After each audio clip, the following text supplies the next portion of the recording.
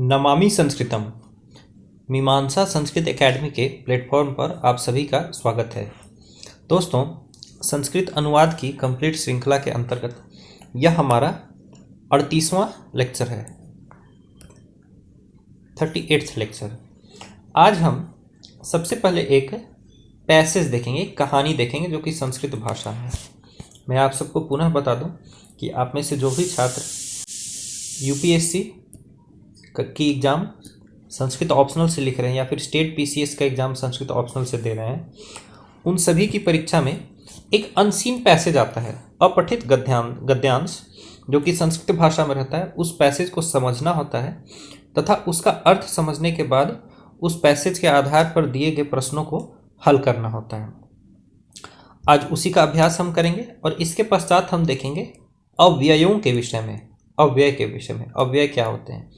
तो ये भी है कि जिस पैसेज को यानी जिस कहानी को हम लोग देखने जा रहे हैं, उस पैसेज में भी पहले काफ़ी अव्ययों का प्रयोग किया गया है, ठीक है, और फिर बाद में इन अव्ययों के विषय में अलग से भी बताया जाएगा। तो चलिए देखते हैं यह पैसेज। पूरा देवलः नाम सर्वशास्त्र कोविदः धार्मिकः ऋषिः आसीत्। पूरा यानी पहले के समय में देवल नाम का सभी शास्त्रों को जानने वाला एक धार्मिक ऋषि था। तस्य सुवर्चला नाम गुणवती कन्या आसीत्। उसकी सुवर्चला नाम की एक गुणवती कन्या थी। सुवर्चला यदा प्राप्त वयस्का जाता तदा देवलः पुत्रीं कस्मै ददामि इति चिंताकुलः अभवत्। सुवर्चला जब वयस्क हुई, शादी के उम्र में आई, तदा उस समय देवल ने पुत्री किसे दूं ऐसा सोचकर चिंतित हुआ। तदा सुवर्चला एव पितरम उक्तवती। उस समय सुवर्चला ने ही पिता को कहा, पिताजी, माम अंधाय देहि, माम अंधाय अनंधाय देहि इति। मुझे किसी अंधे को दे दो जो कि अंधा नहीं है। अब देखिए कितनी डीप बात, गंभीर बात कर दी सुवर्चला ने कि मुझे एक ऐसे अंधे को दे दो जो कि अंधा नहीं है, ठीक है। मतलब जो देवल है, देवल नाम के जो ऋषि हैं, वो ऐसा सोच रहे हैं कि मैं अपनी पुत्री का विवाह किससे करूं, उसकी शादी किससे करूं। और उसकी पुत्री यानी सुवर्चला अपने पिता को कहती है कि मुझे एक ऐसे अंधे को दे दो जो कि अंधा नहीं है, ठीक है। तत श्रुत्वा देवलः अवदत्। उसको सुनकर देवल ने कहा, पुत्री किमर्थम उन्मत्ता इव वदसि। किस लिए पागलों की तरह बात करती हो। सुवर्चला अवदत् पितः न अहम उन्मत्ता इव वदामि। मैं पागल की तरह नहीं बोलती हूँ, सत्यमेव वदामि, सत्य ही बोलती हूँ। भवान येभ्यः माम दातुम चिंतयति तादृशान ऋषिकुमारान अत्र आनयतु। भगवान, आप जिसको भी मुझे देना चाहते हो, देने की सोच रहे हो, उन ऋषि कुमारों को यहाँ बुला लीजिए। अहम एव तेषु योग्यम चुनोमि। मैं ही उनमें से योग्य जो वर होगा उसको चुनती हूँ। तुम यथा वदसि तथा, तुम जैसा बोलो वैसा। इति उक्त्वा, ऐसा कहकर देवलः तादृशान ऋषिकुमारान आनेतुम सर्वेभ्यः आश्रमेभ्यः शिष्यान प्रेषितवान। ऐसा कहकर देवल ने उन ऋषि कुमारों को बुलाने के लिए आनेतुम सर्वेभ्यः आश्रमेभ्यः, सभी आश्रमों में शिष्यान प्रेषितवान, अपने शिष्यों को भेज दिया। देवलस्य प्रभावम सुवर्चलायाः ख्यातिम च श्रुत्वा। देवल के प्रभाव तथा सुवर्चला की ख्याति को सुनकर बहवः ऋषि कुमाराः, बहुत सारे ऋषि कुमार, ताम परिणेतुम आगताः, उसको परिणेतुम, उससे विवाह करने के लिए, परिणेतुम, उसको विवाह करने के लिए आगता आए। देवलः तान सर्वान विधिवत संपूज्य पुत्रीम अवदत्। देवल उन सभी को विधिवत पूजा करके पुत्री को कहा, पुत्री एतेषु योग्यम वरय। इनमें से योग्य जो है उससे शादी कर लो। तस्मै ऋषि कुमाराय त्वाम दस्यामि। उसी ऋषि कुमार को तुम्हें दूंगा। मतलब जिस इनमें से जो भी तुमको योग्य लगता है उसको तुम चुन लो और मैं तुम्हें वही ऋषि कुमार, उसी ऋषि कुमार को मैं तुम्हें दे दूंगा। सुवर्चला तान दृष्ट्वा उक्तवती। सुवर्चला ने उनको देखकर कहा, भवत्सु यह अंधः अस्ति अनंधः अस्ति तस्मै पिता माम दास्यति इति। आप में से जो कि अंधा है और जो अंधा नहीं है उसी को मेरे पिताजी देंगे। ऋषि कुमाराः तस्याः वचनं श्रुत्वा विस्मिताः जाताः। ऋषि कुमार उसके वचन को सुन करके आश्चर्यचकित हो गए। ततः सर्वे परस्परम मुखम दृष्ट्वा, वहां पर सभी एक दूसरे का मुख देख करके असंतोष से देवलम कटु वचनैः निंदित्वा, देवल को कटु वचनों से निंदा करके स्वस्थानाय गतवन्तः, अपने अपने स्थान पर चले गए। ततः सुवर्चला संतोषेण पितृगृहे एव आसीत। जब सभी लोग वापस लौट गए तो सुवर्चला जो है संतोष से पिता के ही घर पे रहने लगी। अथ कदाचित, और इस प्रकार से कभी कभी, श्वेतकेतु नाम न्याय विशारद ऋषि कुमार एतम वृतांतम श्रुत्वा तत्र आगतवान। इस प्रकार से श्वेतकेतु जो था न्याय विशारद, आपको पता है हमारे पास 6 आस्तिक दर्शन है, जिसमें से कि न्याय, वैशेषिक, सांख्य, योग, मीमांसा और वेदांत, ऐसे करके 6 हमारे पास दर्शन है दोस्तों। तो उनमें से जो न्याय दर्शन का जो ज्ञाता था ऋषि कुमार श्वेतकेतु, वो इस वृत्तांत को सुन करके श्रुत्वा तत्र आगतवान, वहां आया। यत्र देवलस्य आश्रमः आसीत्, जहां पर देवल का आश्रम था। देवलः तम विधिवत संपूज्य पुत्रीम उक्तवान, देवल ने उसकी विधिवत पूजा करके पुत्री को बुलाया। उद्दालकस्य पुत्रः एषः श्वेतकेतुः महाप्राज्ञः अस्ति। यह उद्दालक का पुत्र श्वेतकेतु है। एतम वरय, इसको वरो, इससे शादी करो। सुवर्चला तत् श्रुत्वा कुपिता अभवत, सुवर्चला यह सुन करके गुस्सा हो गई, क्रोधित हो गई। तदा श्वेतकेतु ताम वदत, तब श्वेतकेतु ने उसको कहा कि अहम अंधः अस्मि अनंधः अपि अस्मि, मैं अंधा हूं और अंधा नहीं भी हूं। तत्कथम इति सुवर्चला अपृच्छत, ऐसा कैसे, यह बताओ, सुवर्चला ने पूछा। श्वेतकेतु अवदत, श्वेतकेतु ने कहा, परमात्मनः कारणात् एव जीवात्मा अहम पश्यामि, परमात्मा के कारण ही जीवात्मा यानी मैं देखता हूँ। शृणोमि, सुनता हूँ, जिघ्रामि, सूंघता हूँ। परमात्मा एव चक्षुः, यानी जो आँखें हैं वो परमात्मा है। वस्तुतः सह एव पश्यति, अर्थात वह ही देखता है। न अहम, मैं नहीं देखता हूँ, यानी देखने वाला परमात्मा है, मैं नहीं हूँ। अतः अहम अंधः, और इसलिए मैं अंधा हूँ। किंतु मम कदापि संशयः न भवति, परंतु देखने वाला भले परमात्मा है, ठीक है, इसलिए मैं तो अंधा हूँ, परंतु जब भी मैं देखता हूँ परमात्मा की आंखों से ही भले देखता हूँ, तो संशय न भवति, मुझे ऐसा नहीं लगता कि मैं देख नहीं रहा हूँ। अतः संशय अभाव रूपम चक्षु मम अस्ति, यानी संशय अभाव का रूप का चक्षु की आंखें मेरी हैं। अतः अहम अनंधा, इसलिए मैं अंधा नहीं हूँ। यानी देखने वाला ईश्वर है, इसलिए तो मैं अंधा हूँ, परंतु जब देखता हूँ तो मुझे कोई भी संशय नहीं होता। जो भी चीज़ें देख रहा हूँ, जैसे सामने वृक्ष है, तो मुझे ये इस बात में कोई शंका नहीं कि सामने वृक्ष नहीं है, और इस कारण से संशय अभाव रूपी आंखें मेरे पास हैं। अतः अहम अनंधा, और इस प्रकार से मैं अंधा नहीं हूँ। एवं इस प्रकार से अहम अंधा, मैं अंधा, अनंधा, अंधा नहीं, दोनों हूँ। मैं अंधा भी हूँ और अंधा नहीं भी हूँ। श्वेतकेतु उत्तरेण सुवर्चला नितराम संतुष्टा अपवत, श्वेतकेतु के उत्तर से सुवर्चला जो है वह पूर्ण रूपेण संतुष्ट हो गई। सा पितरम अवदत, उसने पिता को कहा, पितः, पिताजी, एषः मह्यम रोचते, यह मुझे अच्छा लगता है। मया एषः वृतः अस्ति, मेरी इससे शादी करा दीजिए। माम एतस्मै ददातु, मुझे इसी को दे दीजिए। देवलः अपि अत्यंतम संतोषेण श्वेतकेतवे सुवर्चलाम दत्तवान, देवल भी अत्यंत संतोष से क्या कहता है, श्वेतकेतु को, सुवर्चला को दे दिया। सुवर्चला श्वेतकेतु सह धर्मचरी भवती अभवत, सुवर्चला जो है वह श्वेतकेतु की धर्मपत्नी बन गई। तौ दंपत्ति दीर्घ कालम यावत सुखेन गार्हस्थ्यम आचरितवन्तौ, वो जो दो दंपत्ति थी यानी पति पत्नी, उन्होंने दीर्घ काल तक जो है सुख से गृहस्थ आश्रम का पालन किया। तो दोस्तों हमने देखा कि किस प्रकार से हम एक जो पैसेज है उसका मीनिंग निकाल सकते हैं। इस पैसेज में हमने कई सारे अव्ययों का प्रयोग भी देखा है, जैसे यदा, तदा, कदा, यत्र, तत्र, ठीक है, अपि, एव, इस तरह के अव्ययों का हमने प्रयोग इस पैसेज में देखा है। अब हम देखते हैं कि अव्यय क्या होता है।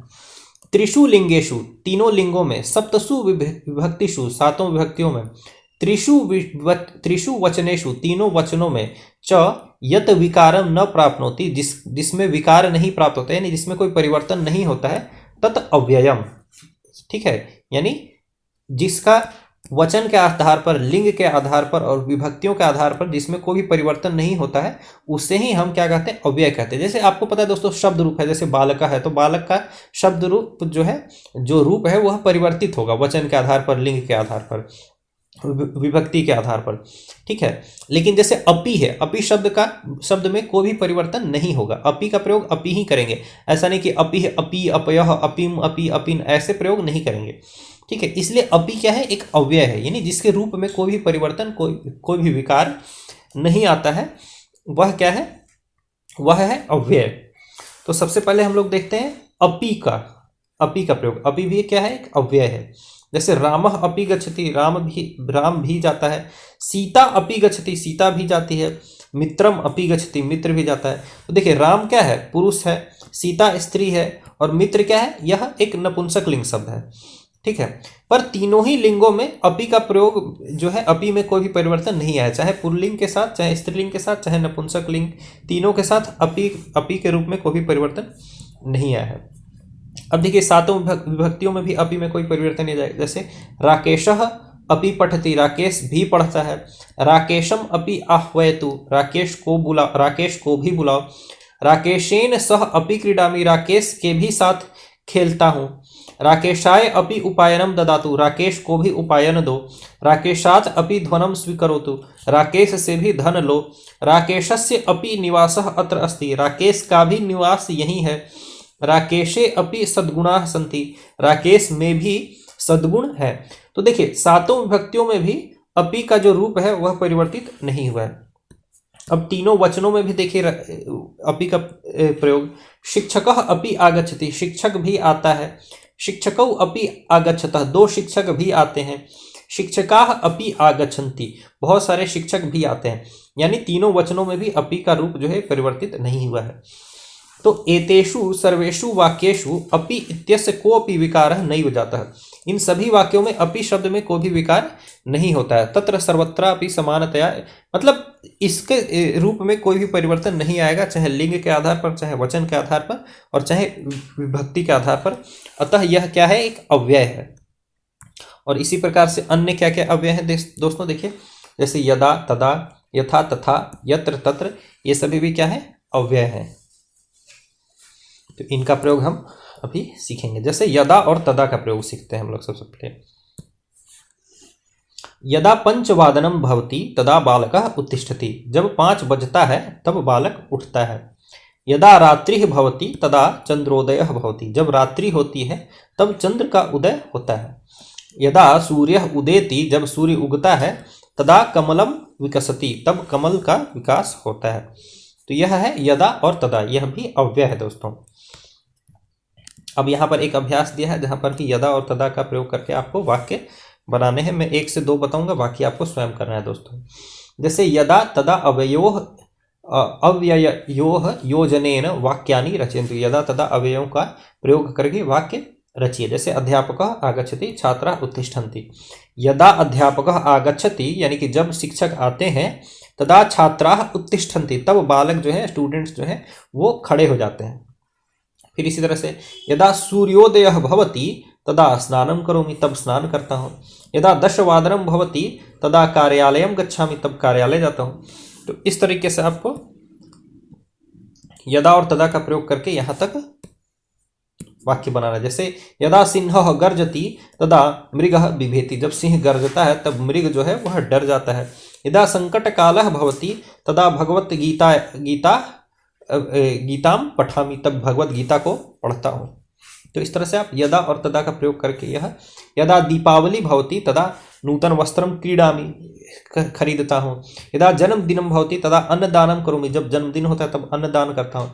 यदा वर्षा कालः भवति तदा वृक्षाः फलन्ति, तब वृक्ष फल देते हैं। जो भी इस तरह से यदा और तदा का प्रयोग करके वाक्य बनाइए दोस्तों। फिर यहाँ पर आपको 5 वाक्य स्वयं से लिखने हैं कि कदा कदा भवन्तः जन साहाय्यम कुर्वन्ति, कब कब आप लोगों की सेवा सहायता करते हैं। इति पंचवाक्यानि, ऐसा 5 वाक्य लिखे। तो जैसे यदा भूकंपः भवति तदा अहम जन साहाय्यम करोमि, जब भूकंप होता है तब मैं जन सहायता करता हूँ। ठीक है। और अब इस तरह से 5 वाक्य आपको स्वयं से बनाने हैं। यदा मम जन्म दिवसः भवति तदा अहम जन साहाय्यम करोमि, यदा अहम कोऽपि वृद्धां पश्यामि तदा अहम जन साहाय्यम करोमि, जब मैं किसी वृद्धा को देखता हूँ तब मैं सहायता करता हूँ, जब मैं किसी बुजुर्ग को देखता हूँ, किसी कमजोर को देखता हूँ, दुर्बलम पश्यामि तदा जन साहाय्यम करोमि। तो इस तरह से आपको 5 वाक्य बनाने हैं, आप स्वयं से बनाइए, यह आपका कार्य है। अब यदा के आधार पर हम एक श्लोक का उच्चारण करेंगे। यह श्लोक भगवद गीता से लिया गया है कि यदा यदा ही धर्मस्य ग्लानिर्भवति भारत अभ्युत्थानामधर्मस्य तदात्मानं सृजाम्यहम्। यदा यदा ही धर्मस्य, जब जब ही धर्म की, ग्लानिर्भवति भारत, हानि होती है, अभ्युत्थानामधर्मस्य, तब धर्म को उठाने के लिए, तदात्मानं सृजाम्यहम्, मैं जो है सृजन करता हूँ। ठीक है। यदा यदा ही धर्मस्य ग्लानिर्भवति भारत अभ्युत्थानम अधर्मस्य तदात्मानं सृजाम्यहम्। ठीक है। तो जब जब धर्म की हानि होती है और अधर्म का विकास होता है, नहीं अधर्म बढ़ता है, अभ्युत्थानम अधर्मस्य, अधर्म जो है वो बढ़ जाता है और धर्म की ग्लानि हो रही है, धर्म की हानि हो रही है, तब इसको देख करके फिर मैं अवतार लेता हूं, मैं इस सृष्टि में प्रकट होता हूं। ठीक है। तो ये श्रीमद् भगवद गीता का श्लोक है, इसको आप याद कर लीजिए, बहुत अच्छा श्लोक है ये। यदा यदा ही धर्मस्य ग्लानिर्भवति भारत अभ्युत्थानमधर्मस्य तदात्मानं सृजाम्यहम् परित्राणाय साधूनां विनाशाय च दुष्कृतां धर्म संस्थापनार्थाय संभवामि युगे युगे। बहुत अच्छा श्लोक है दोस्तों, इसको आप याद कर लीजिए।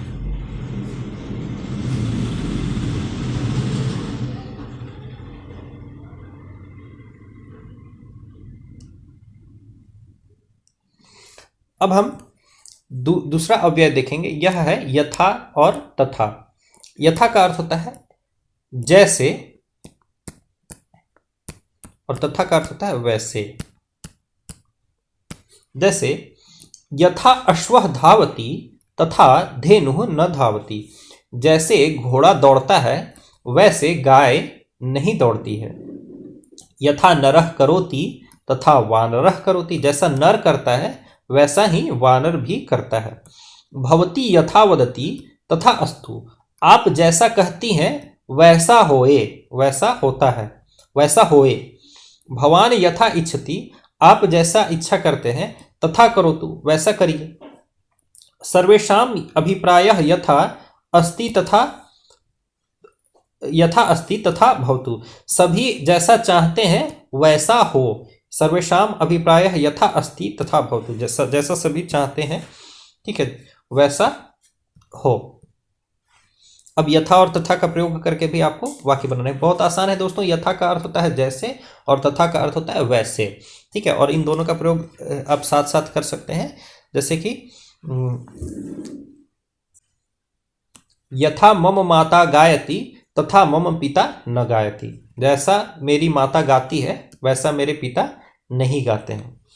यदा राज आदेशः भवति तदा सैनिकः करोति, जैसा राजा का आदेश होता है वैसे ही सैनिक करता है। ठीक है। अब दुर्योधन और धृतराष्ट्र को उपयोग करके बनाइए। ठीक है। यदा दुर्योधनः कथयति तदा धृतराष्ट्रः करोति, जैसा दुर्योधन कहता है वैसा धृतराष्ट्र करता है। यहां बना दिए यथा हिरण्यकशिपुः कथयति तदा प्रहलादः न करोति, जैसा हिरण्यकशिपु कहता है वैसा प्रहलाद नहीं करता है। फिर आप यहां बना लीजिए यथा राजा आदेशयति तथा प्रजा पालनम करोति। ठीक है। या अनुपालयति, जैसा राजा आदेश करता है वैसा प्रजा जो है उसका पालन करती है। यथा रामः कथयति तथा विभीषण करोति, जैसा राम कहता है वैसा विभीषण करता है। तो इस तरह से आप यथा और तथा का प्रयोग करके वाक्य बना सकते हैं दोस्तों।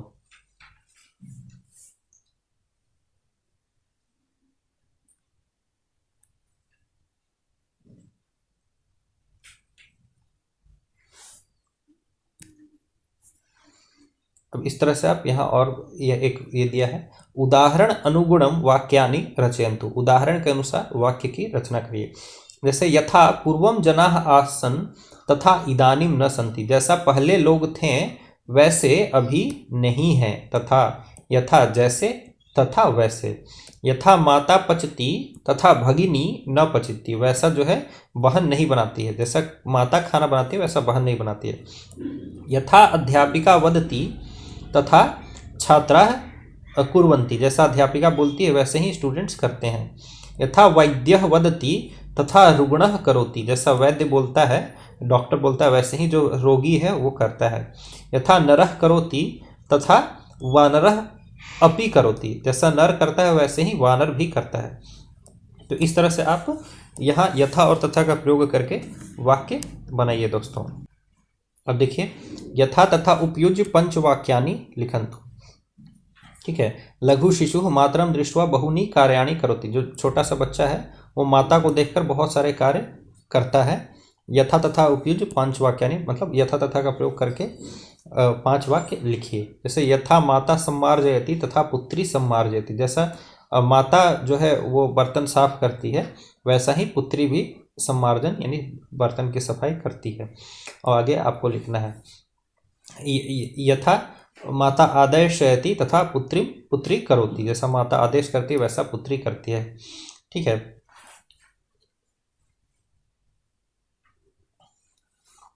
यथा माता वस्त्रम धारयति तथा पुत्री अपि धारयति। तो इस तरह से कर करके आप यथा और तथा का प्रयोग करके 5 वाक्य स्वयं से लिखिए दोस्तों। श्लोक को पढ़ते हैं कि यथा देशस् तथा भाषा यथा राजा तथा प्रजा, जैसा देश वैसी भाषा होती है और जैसा राजा होता है वैसा प्रजा होती है। यथा भूमि तथा तोयम यथा बीजः तथा अंकुर, और जैसा भूमि है वैसा ही वहाँ पर फसल होता है और जैसा बीज है वैसा ही अंकुर होता है, मतलब बीज जैसा डालिएगा वैसा ही आपको उसका वृक्ष पौधा आपको मिलेगा। तो यहाँ पर यथा और तथा का प्रयोग हुआ है। आशा करता हूँ कि आप यथा और तथा का प्रयोग सीख गए हों। काफ़ी आसान है। यथा का अर्थ होता है जैसे और तथा का अर्थ होता है वैसे। अब हम लोग देखेंगे यत्र और तत्र।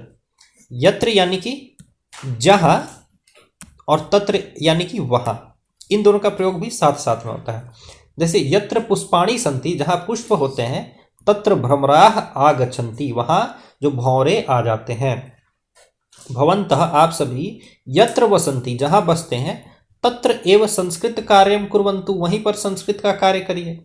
यत्र दीपः अस्ति तत्र अंधकारः न भवति, जहाँ दीप होता है वहाँ पर अंधकार नहीं होता है। तो यह है यत्र और तत्र। यत्र यानी जहाँ, तत्र यानी वहाँ। अब यहाँ पर एक अभ्यास है, जैसे यत्र तत्र अव्ययोः योजनेन एतेषां शब्दानां साहाय्येन वाक्यानि रचयन्तु। जैसे यहाँ राम नाम है और आंजनेय है, तो यत्र राम नाम संकीर्तनम भवति तत्र आंजनेयः भवति, जहाँ राम नाम का कीर्तन होता है और वहाँ पर आंजनेय रहते हैं, यानी कि हनुमान जी वहाँ पर रहते हैं।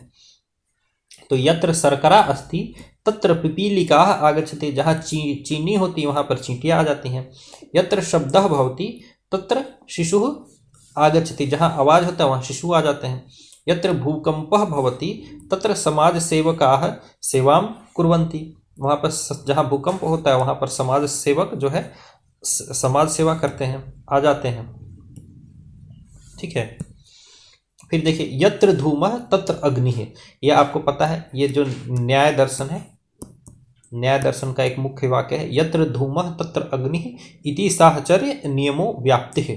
ठीक है, आप जब दर्शन पढ़ेंगे तो आपको पता चलेगा कि यह है कि जहाँ पर भी धुआं है वहाँ पर अग्नि जरूर होती है। यह न्याय दर्शन का एक वाक्य है। ठीक है, यत्र पुष्पाणि सन्ति तत्र सुगंधः अपि अस्ति, वहाँ पर सुगंध भी होता है। यत्र पर्वतः अस्ति तत्र वायुः अस्ति, जहाँ पर्वत होता है वहाँ पर वायु होता है।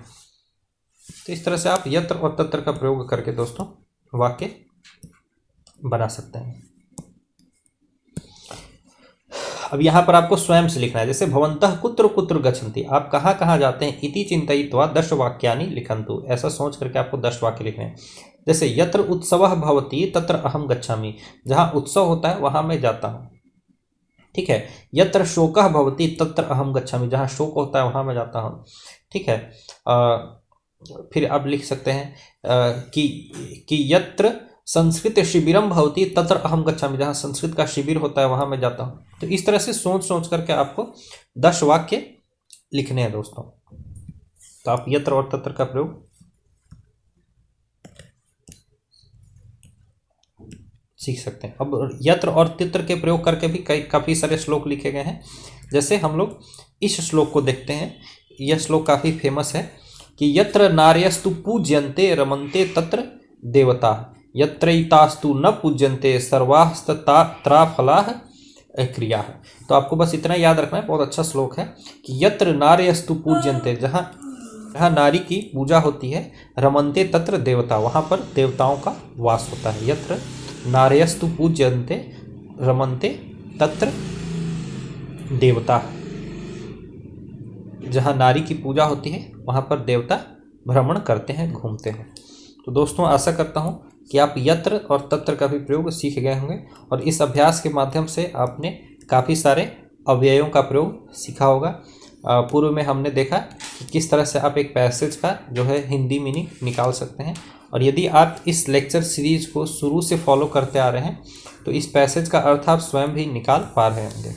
आप सभी से मैं पुनः अनुरोध करूंगा कि इस लेक्चर को सुनने के बाद आप हमारे इस पीडीएफ को डाउनलोड करें। पीडीएफ को कहाँ से डाउनलोड करेंगे, तो मीमांसा संस्कृत एकेडमी के ऐप पर जाइए, वहाँ पर भाषा प्रवेश नामक कोर्स है, वहाँ पर आपको यह पीडीएफ प्राप्त हो जाएगा। ठीक है। इस कोर्स को परचेज करने के लिए आपको मात्र 11 रुपये का मूल्य चुकाना है, और 11 रुपये का मूल्य चुकाइए, इस कोर्स को परचेज करिए और फिर आप इन अभ्यासों को स्वयं से करने का प्रयास कीजिए, तभी जा करके आप धीरे धीरे करके संस्कृत भाषा में अभ्यस्त हो सकेंगे।